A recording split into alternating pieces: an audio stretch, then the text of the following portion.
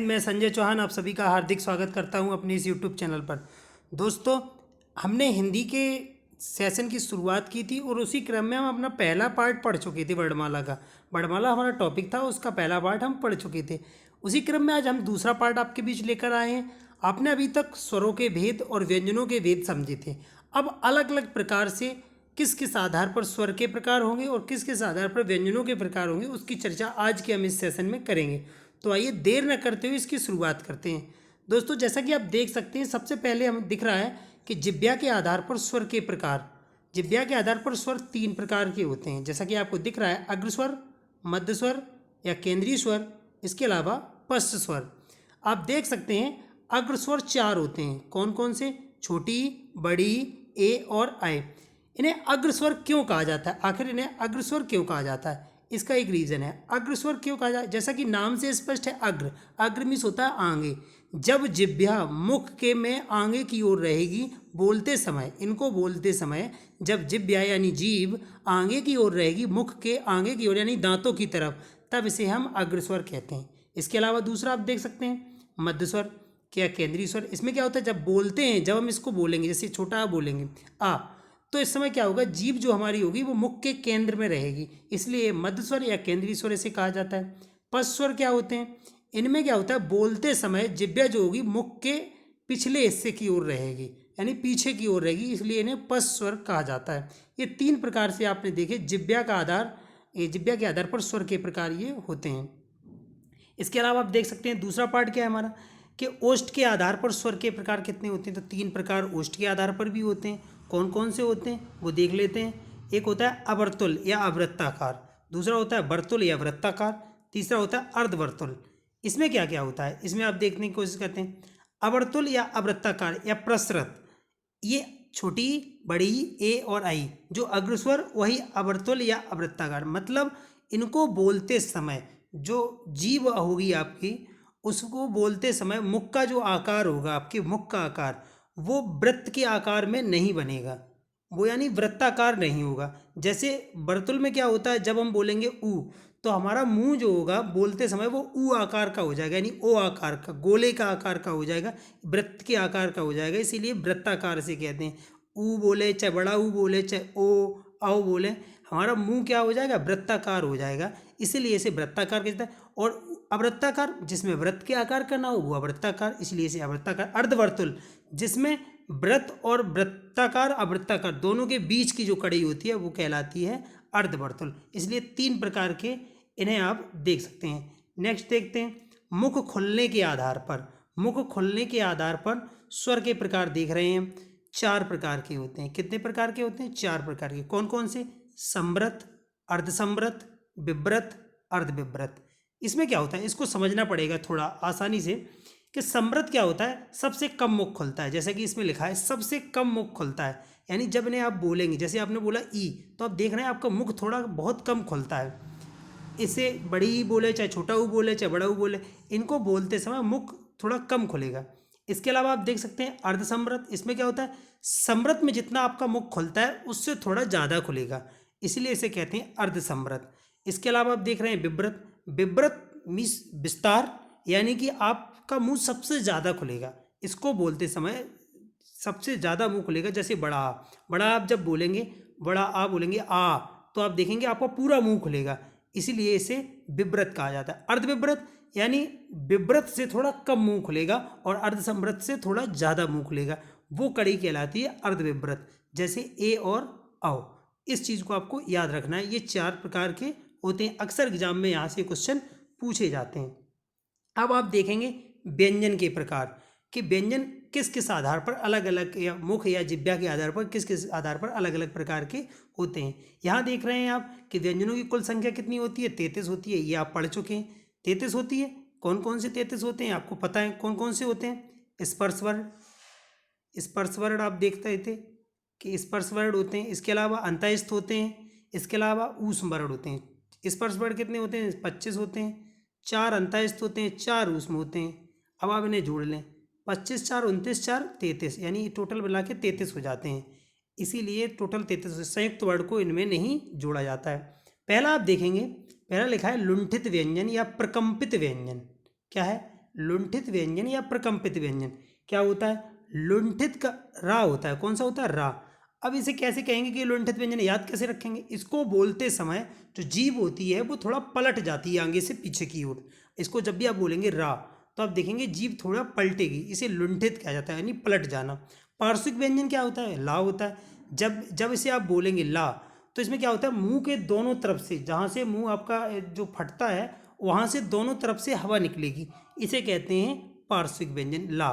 द्विगुण व्यंजन जैसा कि आपने पढ़ा था, यानी उन्हें उच्छिप्त व्यंजन भी कहा जाता है। ये दूसरा गुण प्रदर्शित करते हैं, डा और ढा, इनके नीचे बिंदी रखी होती है, उन्हें द्विगुण व्यंजन कहा जाता है। अमानक वर्ण, अमानक वर्ण होते हैं जा और भा। ये जा और भा जो होते हैं, झा और भा, ये क्या होते हैं? अमानक वर्ण होते हैं। इन्हें आपको याद रखना है, कई बार प्रश्न इनसे आया है कि अमानक वर्ण इनमें से कौन सा है, तो आपको याद रखना है झा और भा, ये अमानक वर्ण होते हैं। इसके अलावा काकल व्यंजन के बारे में हमने आपको पहले ही बताया था, हा को काकल व्यंजन कहा जाता है। इसके अलावा इसे स्वर यंत्रीय व्यंजन भी कहा जाता है। नासिक का आप देखेंगे, नासिक क्या होते हैं? वे जो नाक की ध्वनि से बोले जाते हैं नासिक के व्यंजन कहलाते हैं। पंचम वर्ण किसी भी वर्ग का, किसी भी वर्ग का पंचम वर्ण होगा, या पंचम वर्ग कोई भी वर्ग होगा उसका पंचम वर्ण, यानी इंग्या, ड़ा, ना, मा, ये सब क्या होंगे जो लिखें? ये आपके होंगे नासिक, यानी ये सब नाक की ध्वनि से बोले जाते हैं, नाक के स्वर से बोले जाते हैं, इसलिए इन्हें नासिक के व्यंजन कहा जाता है। इसके अलावा आप देख सकते हैं कंठ व्यंजन, जैसा कि दिया गया है। कंठ व्यंजन में क्या होगा? ये कंठ के स्वर से बोले जाएंगे, यानी कंठ से, जिनमें कंठ के स्वर से, यानी पूरा का वर्ग जो आपका होगा, का वर्ग जो होगा वो कंठ व्यंजन, का, खा, गा, घा, इंग्या। इसके अलावा तालव्य, तालव्य क्या होगा? जो तालु की सहायता से बोले जाएंगे चावर्ग, इसमें चावर्ग आएगा आपका। तालब जो तालु की सहायता से ताली का प्रयोग होगा जिनमें बोलने में, वो तालब। जीभ तालु को स्पर्श करेगी उसे तालव्य कहेंगे। मूर्धा, जो जीभ मूर्धा, छत मुख का जो ऊपरी भाग होता है, मूर्धा कहते हैं उसे, जीभ उसमें स्पर्श करेगी। जैसे टा आप बोलेंगे, जैसे आपने बोला टा, तो क्या होगा? जीभ देखना आपको ऊपर स्पर्श करेगी अगले भाग पे, टा। टा वर्ग पूरा जो होता है वो क्या होता है? मूर्धन्य होता है। इसके अलावा सा जो आपका होता है वो भी तालब होता है, मूर्धन्य होता है, सॉरी मूर्धन्य सा। जो रा है लुंठित वाला, वो भी आपका क्या होता है? मूर्धन्य होता है। दंत व्यंजन जिसमें जीभ दांतों को स्पर्श करेगी वो दंत होते हैं। जैसे आप तावर्ग, तावर्ग आप कोई भी तावर्ग का ले लें, ता, था, दा, आप जितने भी वर्ग इससे वर्ड बोलेंगे उन सब में जीभ दांतों को स्पर्श करेगी। आप देख सकते हैं प्रैक्टिस करके इसकी, तो आप ऐसे भी याद कर सकते हैं बोल बोल के कि कौन सी कहाँ चीज़ स्पर्श करती है, इसे क्या कहेंगे। जो तालु में स्पर्श करेगी उसे तालव्य कहेंगे, जो दांतों को स्पर्श करेगी उसे दंत कहेंगे, जो मूर्धा को स्पर्श करेगी वो मूर्धन्य कहेंगे, जो कंठ से जो स्वर निकलेगा, कंठ पर जोर पड़ेगा जिसमें, उसे कंठ व्यंजन कहेंगे, जिसमें नाक की ध्वनि आएगी उसे नासिक कहेंगे। इस प्रकार से आपको याद रखना है। इसके अलावा आप देख रहे हैं इसमें ओष्ठ व्यंजन, ओष्ठ व्यंजन पावर्ग होता है आपका। क्या होता है? पावर्ग। पूरा पावर्ग जो होता है वो ओष्ठ होता है। आप देखेंगे दोनों ओठ एक दूसरे को स्पर्श करेंगे, इसे कहते हैं ओष्ठ व्यंजन। पा आप देखें, पा जैसे आपने पा बोला तो आपके ऊपर नीचे दोनों ओठ एक दूसरे को स्पर्श करते हैं। फा, पा, फा, बा, भा, आप देखेंगे तो पूरा वर्ग, ऐसे आप इसे याद कर लेंगे। ओष्ठ व्यंजन पावर्ग होता है। अब आप देखेंगे दंतोष्ठ व्यंजन, दांत और ओठ दोनों का प्रयोग जिसमें होगा उसे दंतोष्ठ कहेंगे। इसमें होता है वा और फा, वा और फा, इसमें थोड़ा थोड़ा लगेगा आपको दांतों का प्रयोग और ओठों का प्रयोग होता है, तो इसे कहेंगे दंतोष्ठ कहते हैं। इस चीज़ को आपको याद कर लेना है। इसके अलावा आप देखेंगे उच्चारण के आधार पर व्यंजन के प्रकार, उच्चारण के आधार पर व्यंजन के 3 प्रकार होते हैं, इन्हें हम पढ़ चुके हैं। जैसे आप देखें स्पर्श व्यंजन आपने पढ़े हैं, इस संघर्ष व्यंजन, संघर्षी व्यंजन जिन्हें कहते हैं, जो स्पर्श के अंतर्गत आते हैं। जा, सा, फा, इनको बोलते समय हमें लगता है कि हमारी जीभ जो है वो थोड़ा संघर्ष करती है। जा, सा, फा, ये मूलतः संघर्ष व्यंजन की श्रेणी में आते हैं। इसके अलावा आप देखेंगे स्पर्श संघर्षी व्यंजन, तो चा वर्ग पूरा होता है, ये स्पर्श संघर्षी होता है, ये आप याद रख लें। वैसे भी कोई भी व्यंजन आ जाए जो स्पर्श व्यंजन है उसे हम स्पर्श संघर्षी कह सकते हैं, ठीक है। इस चीज़ को आपको याद रख लेना है। इसके अलावा आप देखेंगे स्वर यंत्र के आधार पर व्यंजनों के प्रकार, स्वर यंत्र के आधार पर व्यंजनों के प्रकार कौन कौन से होते हैं, तो आप देखेंगे सघोष व्यंजन और अघोष व्यंजन। क्या कहते हैं? सघोष और अघोष। आप यहाँ जैसे कि देख रहे हैं अघोष व्यंजन और दूसरा है आपका सघोष। सघोष को हम घोष भी कहते हैं, कहीं कहीं लिख के आता है घोष व्यंजन, तो आप याद रख लें कि घोष और सघोष एक ही चीज़ होती हैं। इसके अलावा आप देखेंगे इसमें क्या घोष होते क्या हैं, तो आप ऐसे देखेंगे कि वे व्यंजन वे व्यंजन जिनके जो किसी वर्ग का कौन सा अक्षर हो, प्रथम हो, द्वितीय वर्ण हो, वह हमेशा अघोष कहलाएगा। ध्यान रखना। जैसे आपने अभी वर्ग पढ़े थे, पीछे हमने पढ़ाए थे आपको कि का वर्ग होता है, का, खा, गा, घा, इंग्या। तो का वर्ग का पहला अक्षर का, दूसरा खा, तीसरा गा, इस प्रकार से होंगे। तो प्रत्येक वर्ग का प्रथम जो अक्षर होगा यानी का, मान लो का वर्ग का हो गया, चा वर्ग का चा हो गया, टा वर्ग का टा हो गया, इस और द्वितीय वर्ण जैसे का वर्ग का द्वितीय क्या होगा, खा होगा। इस प्रकार से तो कोई भी वर्ग उसका पहला और दूसरा अक्षर हमेशा अघोष होंगे, ये चीज़ आपको याद रखनी है। इसके अलावा आप अघोष के बारे में ये कह सकते हैं कि इनमें क्या होता है कि वायु जब इन्हें हम बोलते हैं तो वायु ये लगता है, वायु अंदर से फेफड़ों से एकदम बाहर नहीं आती है, यानी अवरोध होता है थोड़ा कुछ बोलने में, ये स्वतंत्र ध्वनियाँ कंपन नहीं करती हैं, ऐसा कहा जाता है, इसलिए इसे अघोष कहा जाता है। और सघोष में क्या होता है, इसमें स्वतंत्र ध्वनि कंपन करती हुई बाहर आती है जब इन्हें हम बोलते हैं। ठीक है, जैसे अगर हम बोलें प्रत्येक वर्ग का तीसरा अक्षर बोलें तो तीसरा अक्षर गा, जैसे ही आप गा बोलेंगे तो देखेंगे कि कंपन होता है, गा, घा, ये देखेंगे। और जैसे ही का खा बोलेंगे तो इतना कंपन नहीं होता है, का खा आराम से बोल लिए जाते हैं। तो इसीलिए जिनमें कंपन करती हुई ध्वनि बाहर आती है उन्हें सघोष या घोष कहा जाता है। अघोष बोलते हैं जिनमें फेफड़ों से ध्वनि कंपन करती हुई बाहर नहीं आती है, उन्हें अघोष कहा जाता है। अघोष में आप याद रखेंगे किसी भी जो वर्ग होगा उसका प्रथम और द्वितीय वर्ण जो होगा वो अघोष होगा। इसके अलावा जो तीनों सा होते हैं आपके, दंत, तालब, मूर्धन, ये तीनों सा आपके क्या होंगे, ये भी अघोष होंगे। इसके अलावा आपको बता दें सघोष जो होता है आपका प्रत्येक वर्ग का, उसमें तीसरा, चौथा और पांचवा जो वर्ण होता है वो क्या होता है आपका, वो सघोष या घोष होता है, घोष व्यंजन। और सभी स्वर सघोष होते हैं, ये भी आपको याद रखना है, ये मोस्ट इंपॉर्टेंट है। कई बार पूछा गया है कि स्वर क्या होते हैं, अगर सघोष अघोष वाला ऑप्शन में है कुछ ऐसा तो आप कर देंगे सभी जितने भी स्वर, चाहे कोई भी स्वर हो, उसे हम सघोष के अंतर्गत ही गिनेंगे। ठीक है, तो इतना आप कर लेंगे। इसके अलावा सभी अंतःस्थ व्यंजन, कोई भी अंतःस्थ व्यंजन क्या होते हैं, या, रा, ला और वा, ये क्या होते हैं, अंतःस्थ होते हैं। तो ये भी क्या होते हैं, ये भी सघोष होते हैं यानी घोष होते हैं, ये चीज़ आपको याद रखनी है। इसके अलावा हम देखते हैं नीचे कठोर व्यंजन। कठोर व्यंजन क्या होंगे, तो जितने महाप्राण होंगे और अघोष होंगे वो कठोर होंगे, ये याद रखना। महाप्राण और अघोष क्या होते हैं, कठोर, शिथिल यानी कमजोर, ये होते हैं अल्पप्राण और सघोष। अब आप देखेंगे वायु वेग के आधार पर, जो अभी आपने ऊपर महाप्राण और अल्पप्राण देखा ये कैसे होते हैं, ये भी वायु वेग के आधार पर, वायु कैसे निकलती है मुख से, इस आधार पर हमने इनके भेद किए। दो प्रकार के होते हैं, आप देखेंगे इसमें कौन कौन से होते हैं, आप देख रहे हैं अल्पप्राण और महाप्राण होते हैं वायु वेग के आधार पर। एक होता है अल्पप्राण, दूसरा होता है महाप्राण। होता क्या है, अल्पप्राण क्या होते हैं, प्रत्येक वर्ग के पहले, तीसरे और पांचवा वर्ण जो होगा वो अल्पप्राण होगा। पहला, तीसरा, पांचवा आप ऐसे भी याद कर सकते हैं कि वर्ग जो होता है उसमें जितने भी ऑड नंबर होंगे, ऑड प्लेस वाले होंगे, यानी कि विषम स्थान वाले होंगे, 1, 3, 5 वाले, वो सब क्या होंगे, अल्पप्राण होंगे। इसके अलावा अंतःस्थ व्यंजन, अंतःस्थ का मतलब आप देख रहे हैं यानी कि यारा अलावा ये भी क्या होंगे, ये भी आपके अल्पप्राण होंगे। अल्पप्राण में होता क्या है कि ध्वनियाँ जो होती हैं वो उच्चारण में श्वास बल का प्रयोग बहुत कम होता है। ध्वनियों का जब हम उच्चारण करते हैं तो हमें बहुत कम सांस लेनी पड़ती है, बोलने के लिए बहुत कम सांस लेनी पड़ती है, इन्हें अल्पप्राण। अल्पप्राण मतलब कम वायु, कम प्राण की, कम वायु की आवश्यकता होती है, उसे अल्पप्राण कहते हैं हम। ठीक है, तो इस चीज़ को हमें देखना है कि हम उन्हें करते हैं। इसके अलावा हम देखेंगे महाप्राण।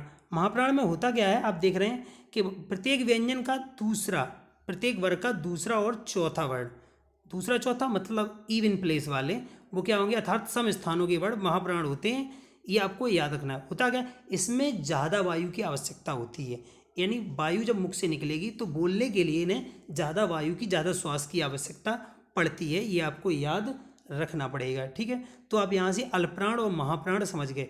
हो सकता है जो अल्पप्राण हो वो सघोष भी हो और जो महाप्राण हो वो अघोष हो या सघोष हो, ऐसा कुछ भी हो सकता है। एक वर्ड की कई क्वालिटी हो सकती है, इस चीज़ को आप देख लेंगे। ठीक है, इसके अलावा आप देखेंगे अलग अलग प्रकार से स्वरों और व्यंजनों के जो प्रकार होते हैं वो आप देखेंगे। इसके अलावा आप देख रहे हैं स्वर में कई प्रकार होते हैं, जैसे कंठ स्वर। आपको अगर पूछा है, ये सीधा सीधा क्वेश्चन बनता है पेपर में, इसलिए मैंने बता दिया आपको, ये इंपॉर्टेंट है, ये रखना याद बहुत अच्छे से। जैसे कंठ स्वर हैं, छोटा, बड़ा, जो चंद्र बिंदी वाला आ होता है, और आहा, ये सब आपके क्या होंगे, ये आपके कंठ स्वर होते हैं, ये कंठ से बोले जाएंगे, इसलिए इन्हें कंठ स्वर। ऋषि जो री ऋषि होगा आपका, री ऋषि वाला होगा, ये क्या होगा आपका, ये मूर्धन्य होगा, ये आपको याद रखना है, ये मूर्धन्य होता है स्वर, ठीक है। तालब्य स्वर ये कई बार एग्जाम में पूछे गए, ये बहुत महत्वपूर्ण हैं, इन्हें रटने का यही तरीका है कि इन्हें आप रट लें, कैसे भी करके इन्हें रट लें, इनसे एक ना एक प्रश्न हमेशा पूछा जाता है। अभी पीसीएस का एग्जाम हुआ था, इससे पहले जो ग्राम विकास अधिकारी का पेपर हुआ था वीडियो का, उसमें भी ये आया था, और कई पेपर जो आएंगे भविष्य में होने वाले, उन सब में इनसे संबंधित प्रश्न अवश्य ही पूछे जाने की संभावना है। आप बहुत अच्छे से रट लें, इसे याद रहें, ठीक है। तो आप देख लें कि हम जैसे यहाँ देखते हैं मूर्धन्य तो ऋषि होता है, तालब्य स्वर तो देखें दोनों ई होती हैं, जो हमारी छोटी और बड़ी, ये कैसी होती है, तालब्य होती है, तालु को स्पर्श करती है, इसलिए तालब्य स्वर कहा जाता है। ओष्ठ स्वर क्या आता है, जैसे कि आप देखते हैं, ये याद करना बहुत आसान काम है। जैसे आप देखते हैं कि ऊ, जो ऊ को जब हम बोलते हैं तो ओठ हमारे स्पर्श करते हैं, ओठों का काम होता है पूरा ऊ को बोलने में, ऊ बड़ा ऊ कुछ भी बोले तो दंत लरा, लरा बोलेंगे, दांत जीवों को दी, जो लरा जो अभी स्वर रूप में मूल रूप से नहीं गिना जाता, संस्कृत में इसका प्रयोग होता है लरट धातु वगैरह में। तो आप देख सकते हैं जो लरा होता है वो भी दंत स्वर होता है, क्योंकि जीभ हमारी दांतों को स्पर्श करती है इसे बोलते समय, इस चीज़ को आप देख लेंगे।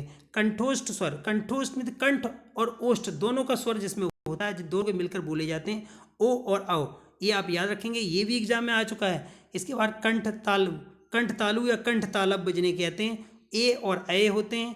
अशुद्ध स्वर, ये महत्वपूर्ण क्वेश्चन बनता है, वो मोस्ट इंपोर्टेंट क्वेश्चन है कि अशुद्ध स्वर क्या है। तो आप देखेंगे री ऋषि वाला जो है इसे अशुद्ध स्वर कहा जाता है, याद रखना इस बात को आप। और मूल रूप से शुद्ध स्वरों की संख्या 10 होती है, कितनी होती है, 10, ये याद रखना। अगर कभी भी प्रश्न ऐसे आ जाए कि स्वरों की संख्या कितनी होती है, तो आप क्या कहेंगे 11 होती है, लेकिन अगर ये आ जाए कि शुद्ध स्वरों की संख्या कितनी होती है तो 10 होती है, ये चीज़ आपको याद रखनी पड़ेगी।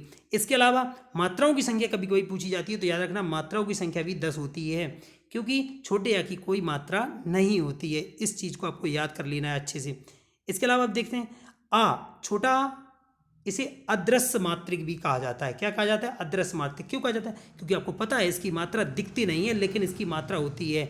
आप कहते हैं छोटा है इसके पीछे, इसका मतलब है छोटे आ का स्वर है, इसका मतलब है उसकी मात्रा दिखती नहीं है, उसकी मात्रा होती नहीं है, इसीलिए इसे अदृश्य मात्रिक या अमात्रिक स्वर भी कहा जाता है। ये चीज़ आप याद कर लेंगे। नेक्स्ट आपका जो टॉपिक रहेगा वो रहेगा ब्राह्मचिन्ह। जो आपका अगला वीडियो आएगा उसमें हम ब्राह्मचिन्ह की चर्चा करेंगे, और महत्वपूर्ण टॉपिक है ये, आप इसके बारे में थोड़ा पढ़ लेंगे तो आपको टॉपिक अच्छे से समझ में आएगा। ब्राह्मचिन्ह जो थे वो कामता प्रसाद गुरु ने दिए थे, और इनसे संबंधित प्रश्न अक्सर एग्जाम में पूछे जाते हैं।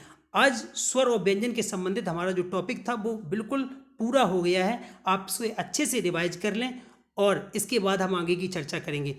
आज का वीडियो जो था वो आपको कैसा लगा मुझे कमेंट कर जरूर बताइएगा, और हाँ, ये वीडियो अपने दोस्तों के साथ ज़्यादा से ज़्यादा शेयर करें, और अगर आप हमारे चैनल पर अभी नए हैं तो प्लीज़ सब्सक्राइब कर लें, और बेल आइकन को दबाना ना भूलें, जिससे मेरा कोई भी वीडियो जो हो वो आप तक पहुंच जा सके, उसका नोटिफिकेशन आपको मिल सके।